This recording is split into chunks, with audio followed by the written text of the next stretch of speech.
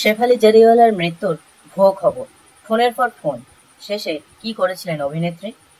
নাচের reality show বুগি উগি, নাচ বালিয়ে 5 এবং নাচ বালিয়ে 7-এ যোগ দিয়েছিলেন শেফালি। এর পাশাপাশি বিগ বস 13-তেও অংশগ্রহণ করেছিলেন তিনি। সম্প্রতি একাধিক ওয়েব সিরিজেও দেখা গিয়েছে তাঁকে। সাইতানি রাসমেন নামে একটি শোয়েতেও কাজ করেছেন। কাঁটালাগা গার্ল শেফালি জারিওয়ালার আকস্মিক মৃত্যু গোটা দেশকে হতবাক ও স্তব্ধ করে দিয়েছে। 42 বছর বয়সী অভিনেত্রী হৃদরোগে আক্রান্ত হয়ে মারা গিয়েছেন।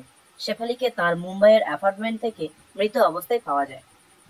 নাচের রিয়েলিটি শো বুগি উগি, নাচ বালিয়ে 5 এবং নাচ বালিয়ে 7-এ যোগ দিয়েছিলেন তিনি।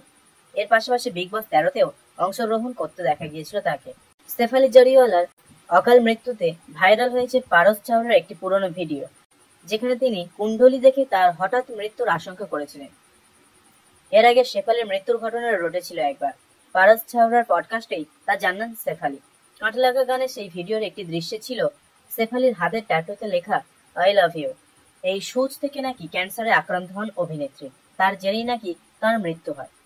শেফালি বলেছিলেন, সংবাদ মাধ্যম থেকে ফোন আসছিল, সমাজ মাধ্যম ছিল না, ল্যান্ডলাইনে ফোন করে সবাই জানতে চাইতো বেঁচে আছে কিনা।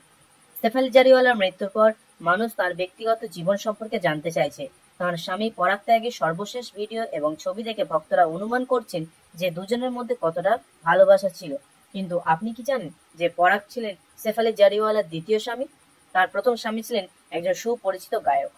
শেফালি জারিওয়ালার প্রথম স্বামী ছিলেন মিড ব্রাদার্সের গায়ক হরমিত সিং। তাঁদের দুজনের বিয়ে হয়েছিল 2004 সালে।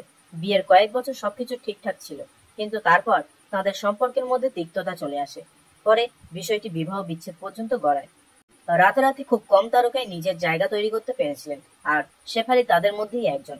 আহমেদাবাদে প্রাথমিক শিক্ষা অভিনেত্রী, পরে ইঞ্জিনিয়ারিং পড়ার জন্য মুম্বাই পাড়ি দিয়েছিলেন তিনি। কাঁটালাগা গানের পর শেফালি অবশ্য বহু টিভি শোয়ে অংশগ্রহণ করেছিলেন।